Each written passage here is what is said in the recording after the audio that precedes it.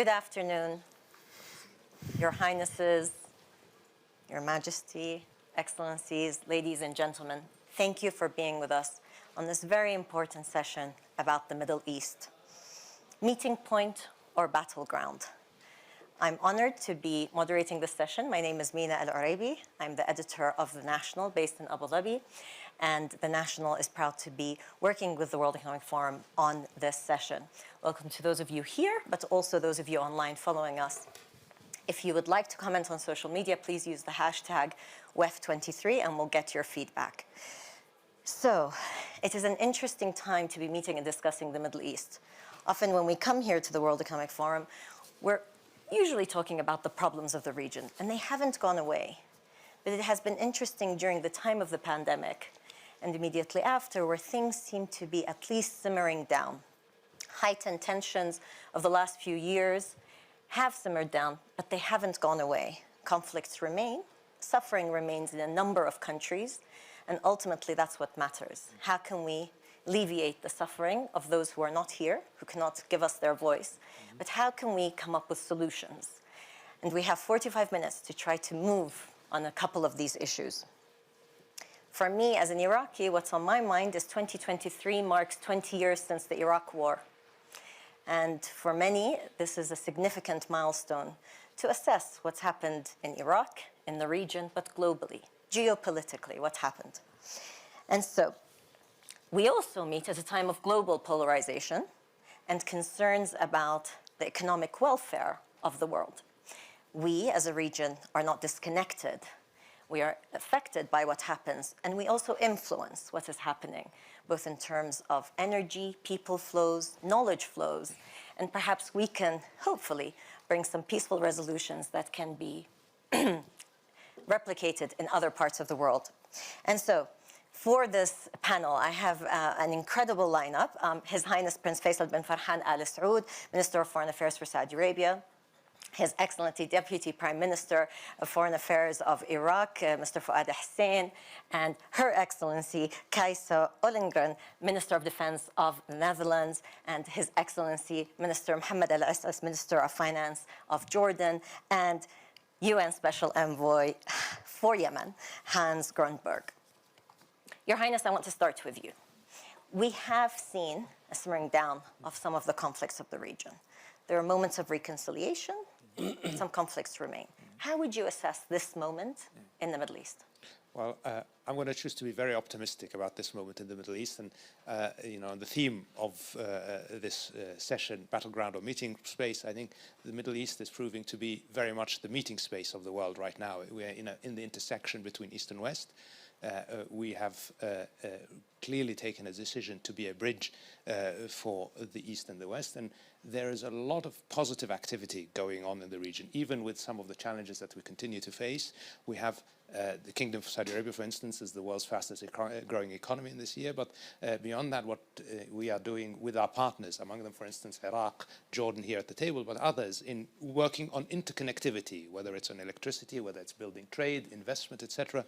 There is a true spirit of cooperation building in the region, and I think that spirit of cooperation can be infectious and can also help to resolve some of the still existing differences and conflicts in the region and beyond. So, when we talk about our relationship, for instance, with some of our neighbors, we say, we always say we are focused on investing in our future, in building our developmental path and building a pathway to sustainable prosperity, not just for the people of Saudi Arabia, but for the people of the region. And that's why we want to work with everybody in the region in that direction. And the sense I get when I talk to my colleagues and when I talk to even people in business, etc., is that there is a real energy in the region. And that energy is, I think, noticed also by the wider international community. And that's why you see engagement from countries all over the world, from multinationals all over the world, trying to be part of that energy. So I think we are at a very important moment in our region, and I'm going to say a very optimistic moment for our region.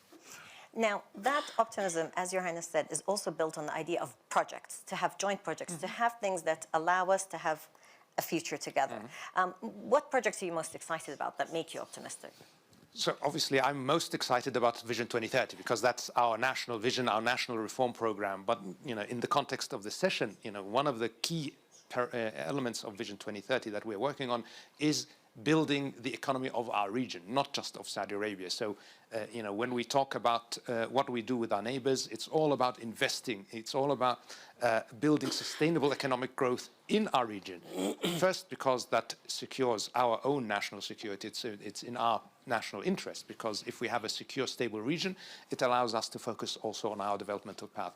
But if we are able to help our neighbors to build strong economies with strong markets, that also then will feed our economic prosperity. So we are very, very keenly focused on any number of things. So we have with Iraq, with Jordan, with all of our neighbors in the region, joint committees where we work on clearly defined goals. So one of the things that the leadership in the kingdom is very keen on is let us not work on slogans or on broad ideas. Let us work on specific targets. Let us identify projects and work through those projects. And with every country in the region, Kingdom has projects, and also you can see, for instance, Jordan and Iraq and Egypt work together on a trilateral cooperation mechanism, and there are other examples. So there's a lot of activity in the region focused on working together on building a resilient economic pathway for all of us. Now, an important neighbor, of course, is Yemen. And the war, in some ways, has gone into a lull. There was a truce. Even if it has not been renewed, there's a sense of a truce. Yemen would be an important part of that economic integration if there was a solution. How can the war end? Well, the war can end, must end through a negotiated solution. That is the only way out, and that is our focus right now. We are working. The UN Special Representative for Yemen is here with us on the panel, and I'm sure he will do that. But we're working with our partners in the international community. We're working in any number of ways to find a pathway to a negotiated solution. The government of Yemen is also very focused on finding a pathway to agree with the Houthis on an extension of the truce, and then eventually a final permanent ceasefire and a political settlement. The conflict is only going to end through a political settlement, and that needs to be the focus. And I can say that we are making progress, but there's still work to be done. How far is the progress? Can we be optimistic that we'll see an end to this war soon? It's a very good question, and it's a difficult one to answer, because it's predicting the future is something that one, especially someone in my field of work, needs to be very careful about. I just want to say, before going into answering that completely, I just want to thank you for allowing me to be on this panel, because as you know, and I'll allow myself to be a bit personal, you know that very well, that I am someone with a great level of affinity and love for the Middle East. It's a region that I truly believe in, and the title of this session, I think, is about whether the Middle East is a battleground or a meeting place. I believe it can be much more than a meeting place. It can be there is potential in the Middle East that can be unleashed. Obviously, there are still conflicts, as we noted, and as Your Royal Highness also went into. There are conflicts. Yemen is one of them. Yemen needs to be settled. You ask, can we see, and what are the challenges? Can we see a positive development there or not? I think that what we have seen for the last 9 months is a serious development in the good direction. The establishment of the truce on the 2nd of April last year is a significant change. One shouldn't fool oneself and believe that it's the end. It's a first step, but it's a significant step, because the truce allowed for the last 9 months for the violent exchanges between the warring sides to wind down. And we haven't seen full military activity as we have seen before. There are still exchanges, but it's moving in the right direction.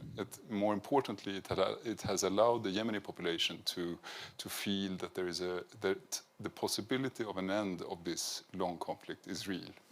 That, I think, is critical. And therefore, if there is one thing I also want to underline here, is the gravity of the moment, the possibility that we have at this moment to take this conflict to an end. And there I am grateful for the cooperation that I have with the Yemen's neighbors, of which Saudi Arabia is one, but also there are others. And those of you who listened to my briefing to the Security Council a couple of days ago will have heard me expressing my gratitude not only to Saudi Arabia, but also to Oman in the intensified efforts that we have seen lately. In order to take Yemen forward towards what it needs, which is a comprehensive, inclusive political process that leads to the end. But I can also not only stop there, I also need to express my gratitude to the Kingdom of Jordan, which also in my work has also been a serious and an important ally in the work that we have done, and that is also something that I often come back to. But coming back to what you said, I think that believing that ending the war in Yemen is going to be easy, I think one should not fool oneself. It has gone on for almost 8 years. The level of mistrust remains, but serious steps have been taken lately, and that is something that we all need to build upon right now. And do you mind if I just quickly follow up? I think just on that point, I mean, we have a truce that's in place, but it's de facto in place. It's, it is actually expired. What we need now is we need to find a way to get that truce back reinstated. So, getting that truce in place was real progress, but we need to work to transition that truce into a permanent ceasefire.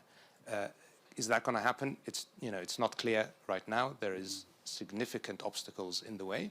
But if we can convince the Houthis and the government of Yemen to reach a permanent ceasefire, obviously the coalition will completely support that, and that then can open the way for political progress.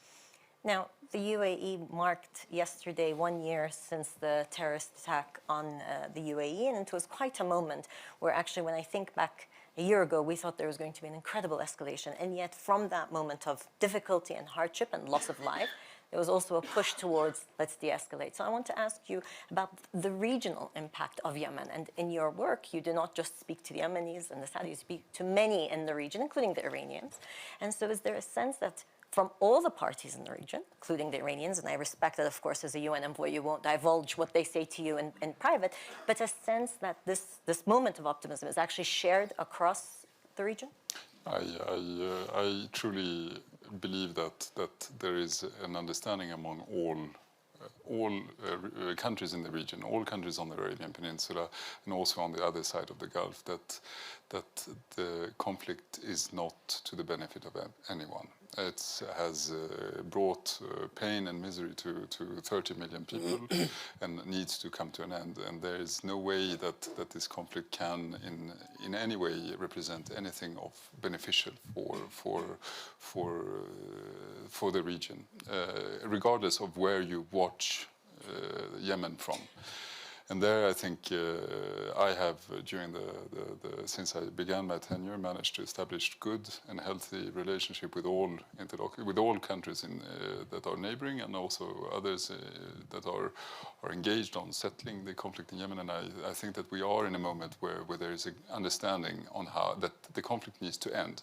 Then there will always be differences on how and what, and the details will have to be negotiated. But the support of the region and the support of the broader international community, and I cannot also forget the broader one, including the Netherlands, that has also an active role playing also on some particular files related to Yemen, is absolutely critical in the work that I do. So I want to now change focus and look at Iraq. Also the sense that there's a shift. Iraq started to host regional meetings. We know that there have been a series of meetings between Saudi Arabia and Iran, but also the wider Baghdad Forum. And the second iteration was just held in Jordan recently. So, Your Excellency, I want to ask you about Iraq's regional role, but also how it's building its foreign policy, continues to build its foreign policy at a time when neighbors still cause difficulties. Iraq, since 2003, it became a democratic system, and it is an open society. And of course, being an open society and a democratic system, it brings with it also some problems. There is a big interaction between the internal politics and external politics. In this case, I'm talking about regional politics. To deal with the internal politics and sometimes conflicts within the Iraqi society, Iraqi politics, we were thinking how we can manage this. So in the first place, we were thinking about how we can manage the problems inside Iraq. So at the end, after discussing and studying this situation, we have seen that the link between the internal politics and regional politics. And there is huge interaction. So we started to manage also the internal politics outside the border and to deal with regional politics. Dealing with the regional politics, there were many tensions. It is true now, it's less, but there was tension among various countries. And Iraq, because of the fact that Iraq has got good relationship almost with all neighboring countries of Iraq. So it was possible for Iraq to contact all these countries. And at the other end, to bring them together and to have discussion. First on bilateral level, and then we had the form, version 1, we call it Baghdad form, in Baghdad, and then the second meeting was in Amman. The security of the region is interlinked, and there is an interaction. So security inside Iraq needs also security in the region, and security in the region needs security inside Iraq. We have seen it during the attack of the terrorists in Iraq, and at the end, occupying 1/3 of the Iraqi territory and about 50% of the Syrian territory. It was not only a threat to Iraqi society and Iraqi political system. It was a threat to the region, but it was also a threat to international peace. So we need a regional security, in fact. To have regional security, we need dialogue. That's the only way. And we need less tension. And Iraq was able and is still playing this role in bringing all these countries together. And we are happy about this role. And the meetings are significant, but often you'll have cynical journalists like myself who will say meetings are great, photo opportunity is great, but then what happens? And you're right, to build trust, you need connection, you need this conversation, but then you need the next level, because Iraq continues to suffer, be it drone attacks, be it water resources being cut off and others. So how does that relationship building then develop into securing Iraq further? The relationship between Iraq and Turkey and relationship between Baghdad and Tehran has to do with the geography, but has to do also with history, as well as culture and economic interests. So when there are some problems, the question which we raised for ourselves, how are we going to deal with these problems? When we look to the history of Iraq, and we have seen it, that Iraq was in war, internal fighting, but also external wars, for about 50 years. So that's why, in principle, we are against any kind of wars. But at the same time, there are conflicts. And we have got some problems with Turkey when they attack Iraqi territory, as well as Iranian. So how are we going to deal with this? We recognize that there are some organizations inside Iraq, political organizations, which belong to Turkish society or Turkish politics, and they are functioning or they are in opposition against the Turkish state. At the same time, there are some organizations inside Iraq which are against the Iranian. And our constitution, Iraqi constitution, doesn't allow us to have organizations on Iraqi soil and operating against our neighboring countries. So we have our own duty. But at the same time, attacking another country, this is against international law, as well as against the Iraqi sovereignty. So in this case, we are in discussion with both countries, to be honest, with Tehran and Ankara, how to stop these attacks in the first place. and how to solve these problems of these organizations, which belongs to Iraqi, Iranian opposition and Turkish opposition, how to solve these problems. Once again, we are coming back to dialogue. Without dialogue, we cannot solve it. These problems are internal problems inside Iran. And the groups which are from Turkey or opposition, they are in the opposition against Turkey, they are internal problem inside Turkey. So part of it, they must solve it, but part of it, we can deal with it, but in cooperation with both countries. So we need to have intensive dialogue and real dialogue about solving these problems with both countries. I want to turn to you, Your Excellency, because of course, the Netherlands is among the countries that maintains military presence. You were in Iraq recently. And I'd like to ask you about how you assess the security dynamic in Iraq, because as Minister Fuad Hussein just said, Iraq's security impacts the region and the world. Yeah. How do you assess it today? No, absolutely. That's true. I just visited Iraq, and what I heard there, and also what I'm hearing here today, is that does give reason for optimism. And so I share the optimism that I hear here today. But we also have to be fair. There are tensions, there are problems that should be solved by dialogue, by resolve also, I think, to continue. You have a momentum now, momentum for stability, a momentum for regional cooperation. We always say in the Netherlands it's better to have a good neighbor than a distant friend. And I think that is what we're seeing now. The Middle East is such an important region for the world, and stability in the Middle East is in our best interest. And while there is so much going on in the world, and people think perhaps that we in Europe are now so much focused on the war in Ukraine, and yes, of course, we are, but we're not forgetting about the Middle East. The Middle East is we have our partnerships there as well. So if you take Iraq, for instance, where we were in the fighting mission, fighting Daesh, in the alliance led by the Americans, we are now in a completely different phase, where we try to support stabilization and more focus on helping the Iraq security institutions, so also the armed forces, of course, to improve and to professionalize, and that is our role. So it's completely different. But we don't want to leave and say, so the war is over, it's stable now, we have other priorities. We want to be a partner. We want to share in the professionalism that we're seeing being built there, because it's so important for us. And I think you have to be there for the long run. Yeah. It's not up to us. Of course, it's up to Iraq and Iraqi authorities how this cooperation is taking form and how long we will continue the cooperation. But we are there in friendship because we believe it is important to show that partnership. Daesh, how much of a threat do you still see it? Well, it's still a threat, but it's not in the same way as it was before. I mean, the war against Daesh, you could say, is one. But of course, there are still cells, there are still attacks, there are still terrorists there.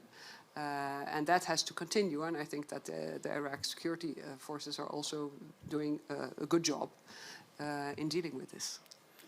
If you allow me to react on this issue, in the first place, I would like to thank the Dutch government supporting Iraqi security forces as part of the larger alliance against ISIS.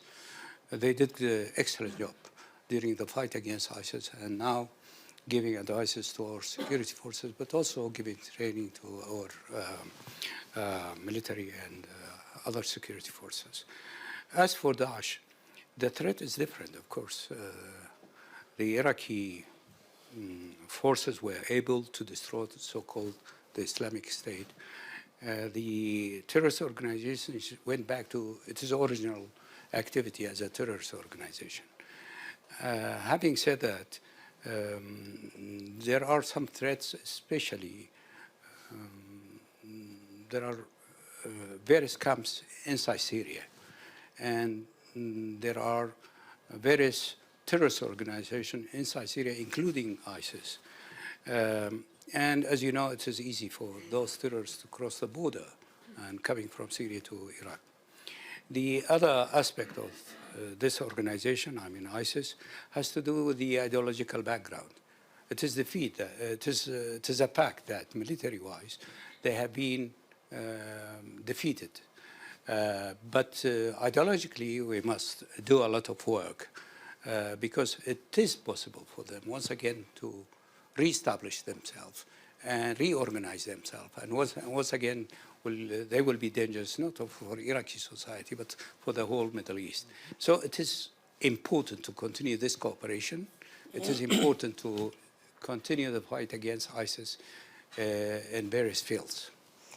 Your Excellency, you raised the fact that the threat is still there, ideologically, but also there are certain grievances that will remain, and there are certain issues to do with economic situations, Correct. Vast unemployment. Iraq just recently released its numbers of population. 40% of Iraq's population is under the age of 15. We have economics. Now that's just Iraq. When we look at the region, youngest region in the world. So here we talk about money. Not only money, but development, opportunity, creating opportunity. If we see a momentum here, how do we then translate that? So people on the street feel that there's a difference when conflicts calm down, when people are not thinking not only about extremism, but raising arms for whatever it is. So I turn to Minister Al-Assas, and I want to ask you about, we have this global fragmentation. We have concerns economically. Perhaps the region is not as badly hit as other regions, but it's unfortunately looking like it will come to us. How do you deal with that from a financial and economic point of view? Thank you, Mina. I think I'd like to revisit the premise itself, meeting point, conflict point. For whom? I think we need to start to think of the region as an end in itself. Even our name, the Middle East, we used to be the Near East when the center of gravity used to be the old empires, shifted to the new empires, we became the Middle. I think the region needs to be approached indigenously as an end by itself. And I like the momentum that's taking place in the region these days. We are moving towards stability. We're moving towards an era of owning our own future. You know, 10 years ago, you and I were here at the WEF, talking as the conflict shifted from interstates to intrastates. Well, now we're carrying the scars of both, and we're moving forward. Then there was COVID, stagflation, Russia, Ukraine, and we're still carrying the scars of all and moving forward. But I think we need to be very vigilant as the global economy has become so, I think we used to think of black swans as tail-end events. Well, now they're the norm. We've gotten 3 massive shocks back-to-back economically, globally, which we're still witnessing. And I think we need to start preparing ourselves for these shocks as the norm rather than every blue moon. If you connect all of the above, we kept the economy for the end. I think that's the problem. The problem starts with the economy. The challenge in the Middle East is an economic challenge as much as anything else, and that's translating into a political fragmentation. As a Minister of Finance, through the era of COVID, stagflation, and what have you, my focus is macro stability. And we used to always think that macro stability will yield micro stability as a byproduct. I think there lies the fault. I think we have to treat it as a prerequisite for macro stability. Households need to believe, genuinely believe in the Arab world, that the standard of living of their children will be better than their own. And it's this deficit of hope that denied the region a lot of its potential, that made us stop from dreaming of a better tomorrow. And I think we need to regain the momentum of owning a better future. And it starts with thinking indigenously. Yes, we're in the same body of water, but we're in different boats. There are oil exporters, there are oil importers, and within oil importers, there are countries which front-loaded reform before the storms hit, like Jordan. We got upgraded at a time when many countries in the world are getting sovereign downgrades, and there are countries which haven't. And I think we need to differentiate and vote with our own investment money. What model does the region deserve to have? And that's our starting point. Now, I want to follow up with you, but I am also cognizant that we're going to run out of time. So I want to open the floor for questions. Please, if we can get a mic here. And if you could kindly identify yourself and who your question is for in the panel. Thank you. Ishan Darur, The Washington Post. Good to see you all. Thank you all so much for being here. This is a question I suppose I would direct to the Foreign Minister of Saudi Arabia.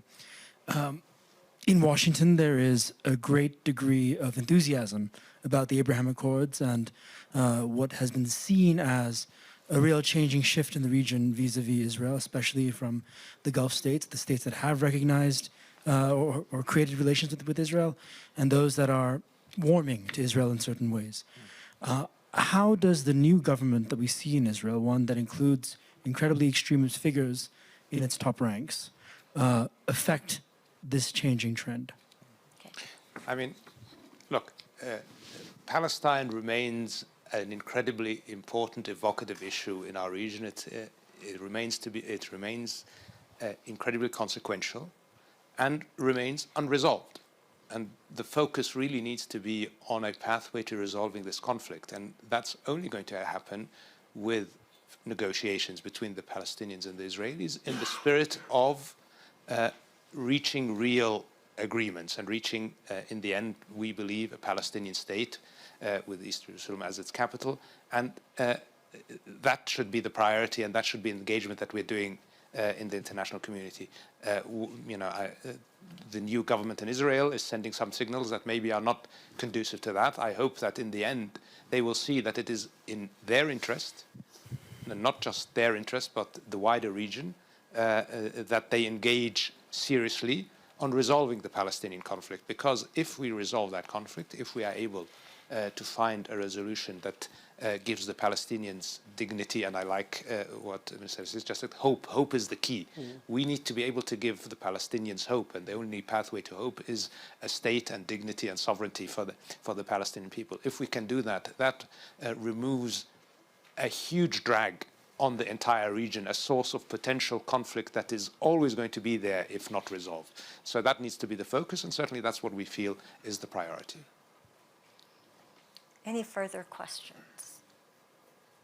Wonderful. Then I will follow up with you on the point of the deficit of hope. I think some people in the region are too scared to hope, especially those that have been conflict-ridden. And so there's a sense of, let's try to get by as much as we can. And then you have other countries that have incredible visions, and there's prosperity, and you have excitement and momentum. So how do you bridge that? And you said investments, I think that's quite important. But if you can drill down more into, on the economic side and the financial side, what you're looking for, what do you think other countries, private sector should be doing? I think we need to regain the momentum to believe in our ability to move forward. We need to start throwing in a direction that gets us forward rather than balancing the boat from every wave that hits us. And to do that, I think, first of all, we need to bridge few gaps. Number one, the gap between intellectual policymakers pontificating here in Davos and reality on the ground, where households are really hurting, where unemployment is genuine, where inflation is real. And we need to start giving them a belief that we are working with an understanding of what they're going through. That's one. Second, globalization's benefit did not get distributed in a way that built momentum to maintain it. And I worry about the fragmentation that we're in, because we know that globalization is the way to move forward. But what we've seen, beware the eyes of deglobalization. And that's the reality. And COVID hit countries in a way that made them look onwards. And we need to make sure that that onward look is not there to stay. Third, I think our youth stopped waiting for the state to come to build their dream, but at least we owe them as a state to stop blocking their dreams, to stop putting bureaucratic obstacles in their dreams. The least we can do is to be enablers, or at least to give them a chance to build a future better than the one they grew up in. Saudi is launching its vision. Jordan, we took opportunity of the challenges, and we pushed 3 very deep reform plans. Political, for democratic governments to be voted into position. Economic vision for the next 10 years to get our real growth to 5.6 and to create 1 million jobs. And an administrative reform program so that we can stop being bureaucratic obstacles in the way of youth. I think the path forward has to be focused on enabling the youth to build the bridge towards calling their own destiny. And that destiny has to stop relying on the state coming to aid them, but rather we need to facilitate entrepreneurship. In a time of uncertainty globally, the region, for the first time in a while, is providing some stability.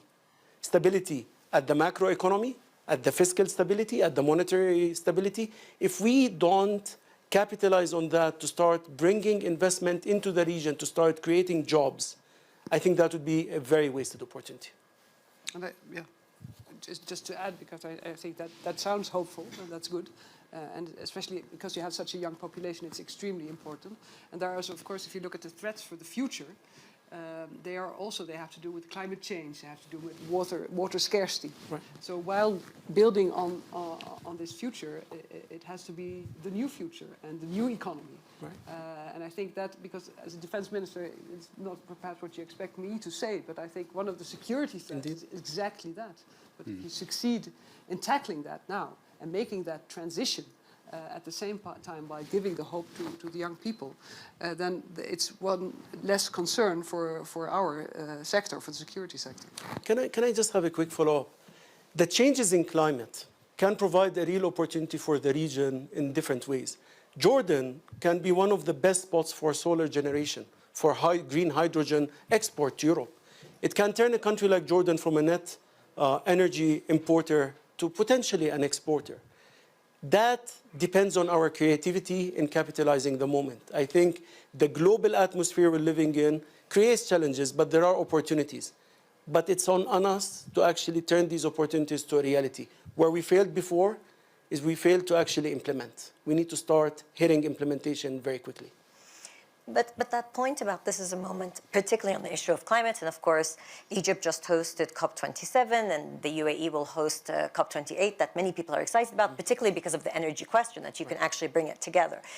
However, with due respect, we know a lot of this stuff. And as you said, we have these conversations. We know that regional cooperation can bring us much further than where we are now. There are countries that need more people and more employees, and there are countries that have high unemployment. So what stops that? If the solutions are there, people talk about all sorts of possibilities of solutions, regional cooperation. What stops it? I think we need to get out of the mentality of malaise that we've been stuck in for decades, that has been prescribed to us by ongoing conflict. Listen, for the first time, conflict is not in the Middle East now. And climate change could be actually a position which by countries can actually capitalize on it because it affects our real life. For us, we're launching a desalination water project in Jordan, not because we want to be trendy, but because it's literally life or death for us. I think we're at an inflection point whereby inaction is no longer tolerated. And I think many of the countries represented on this terrific panel are coming together to build that reality. The challenge really is getting out of the previous mentality. And I believe being here today, listening to these wonderful experiences all across, tells us that it's a situation where all boats must rise. It's going to be very hard to imagine a Middle East where one country is thriving and the other is suffering. I think the past decade taught us that the spillovers of insecurity in one area spreads very quickly to the other, and we all stand to benefit from ensuring that the future is brighter in all spots in the region. Yemen, before the takeover of the Houthis in Sana'a, the coup in Sana'a, and then the war, I mean, was the example of the World Bank had billions set out, Saudi Arabia had huge projects. I remember writing about it at length. There were all these great projects that were going to bring people together and so forth, and then the politics got in the way.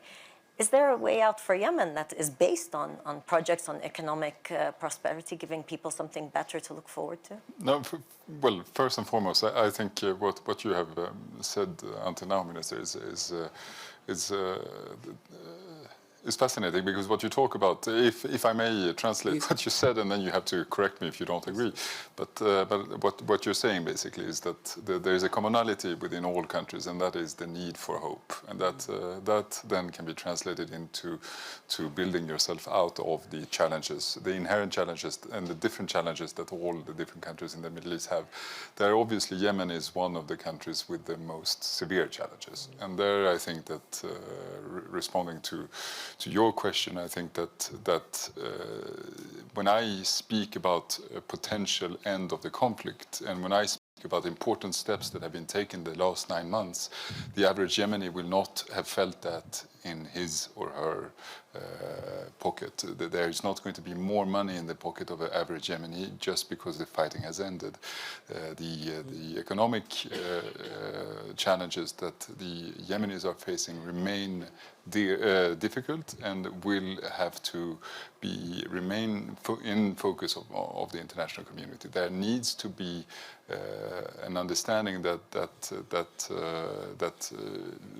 to answer you, I believe that Yemen has potential. I believe that with Yemen that has gotten rid of the internal or the difficulties, the violent difficulties that it is facing right now, has a potential of redeveloping and taking paths that could lead to a more thriving society. But we're not there, and we shouldn't run too quickly. We should take steps, one step at a time, build on the steps that have been taken right now, and not run forward too quickly believing that we're further than we are. There right now some steps have been taken, but it's very easy for those to wither again, and then we will sit here and be all gloomy. So here, from my point of view, I will take one step, and we have been in different discussions talking about that, is taking a step, consolidating, and then taking the next step, and then consolidating, so that you don't rush forward too quickly. That, I think, is critical. And then as a plea for all of you that represent different entities from the international community, make sure that you stand ready to support Yemen when it will need it, because it will, if the work that I do together with the Yemenis and together with the regional countries actually bear fruit, then Yemen will need support, and that support is going to be more important than ever. Okay, we're running out of time, but I want to close and ask you each to give me a word or two about, in the year 2023, to maintain this cautious optimism, but hopefully see next year's discussion Davos even better. What's the one element, development issue in the region that we should support and we should root for? I'm going to start with you, Your Highness. Further integration and implementation of all the plans that we have announced. For Iraq, fighting unemployment among the youth that you mentioned, and for the region, more security. Your Excellency. Yeah, it's security cooperation. So cooperation in general, integration, but security cooperation, maintaining the good cooperation that you have with your international partners in the region. I think it's crucial, and continuing to pointing out that for everybody, no matter what specific interest you have, stability is in everyone's best interest. And I can obviously I can only mention Yemen and the hope I have that 2023 will represent a year when Yemen will take decisive steps towards a political process that would end its conflict. And there the plea, as I mentioned, is for the broader international community's continued attention to the conflict and support, and so that we all move forward jointly in helping the Yemenis build a better future. I think times of global uncertainty, Mina, are good times for us to reassess old paradigms that have paralyzed us for so long and held us back. I think we need to keep pushing forward with the reform momentum, hold no hostages, keep moving forward. The youth of the region deserve for us to really hand them a better tomorrow. Thank you. Well, I thank you all. Inshallah, next year we'll have more good news to report, but also not to forget those conflicts that continue, be it Palestine, be it Syria, be it Libya. It's always difficult in this very limited time to give credit to all those who deserve credit, but credit to the Forum for maintaining its interest and importance of the Middle East. And inshallah, next year we'll have better news. Thank you all for attending, and thank you for tuning in. Thank you very much.